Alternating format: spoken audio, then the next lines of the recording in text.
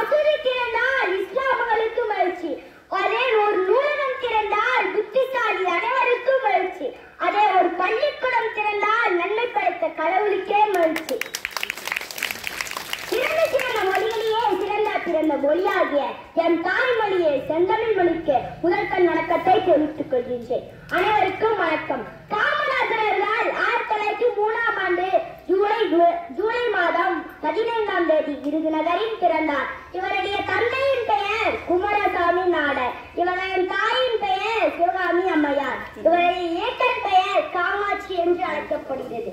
கவிதை சொல்லப் போகிறேன். என் பெயர் பிருத்திவிராஜ், நான் 5ஆம் வகுப்பு படிக்கின்றேன்.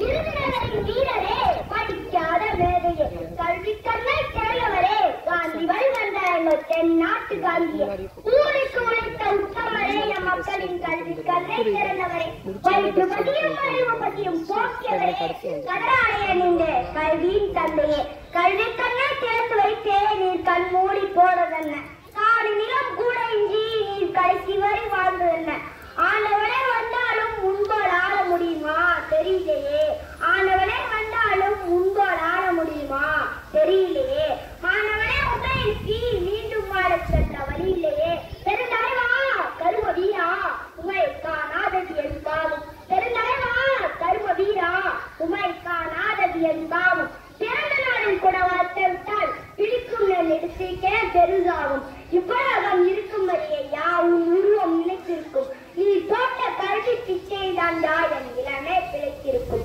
உழைப்பான் உயர்ந்த வல்லன் இவரே, ஊருக்கு உழைத்த உத்தமர் இவரே, நாட்டிற்கு உழைத்த நல்லவர் இவரே, தன்னை மறந்து பிறை நினைத்து தன் வீட்டையும் மறந்து நாட்டுக்காக வாழ்ந்தவர் இவரே, காமராஜரை என்றாலும் போற்றுவோம். வாழ்க வாழ்க. நன்றி.